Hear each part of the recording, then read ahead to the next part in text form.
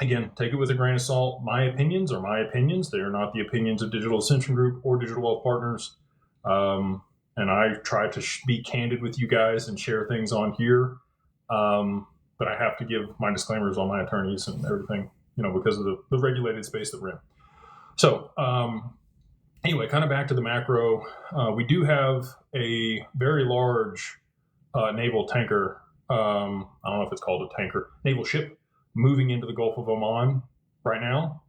I do believe that Iran is going to see this as an escalation. They are running drills in the Strait of Hormuz right now, or were just yesterday. Maybe it's time. We'll see. It sure would be nice.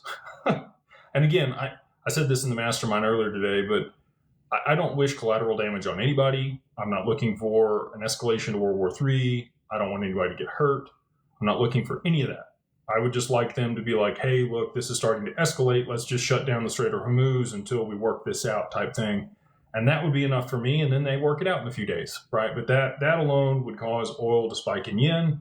It would cause a cascade, or, the reverse carry trade would unwind. And we would have all of the catalysts play out that I've been talking about for almost 2 years. I feel like Michael Burry at this point, he was calling for the great financial crisis and, the housing market to collapse for 2 years before it actually happened.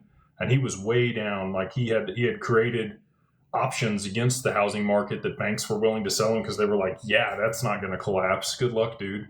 And he ended up making billions of dollars for his investors while they hated him pretty much the whole time.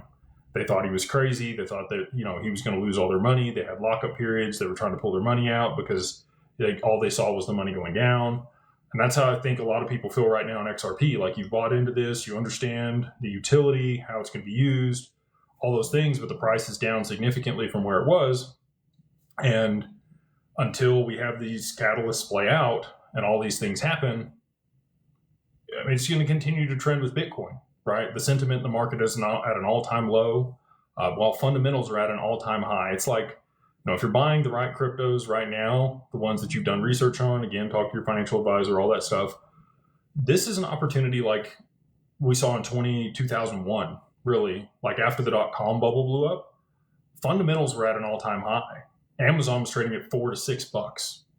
Imagine buying Amazon in 2001 at $4 to $6 and understanding that, they were just trading at $100 or 96 is I think what their high was before they collapsed all the way down to $4 to $6.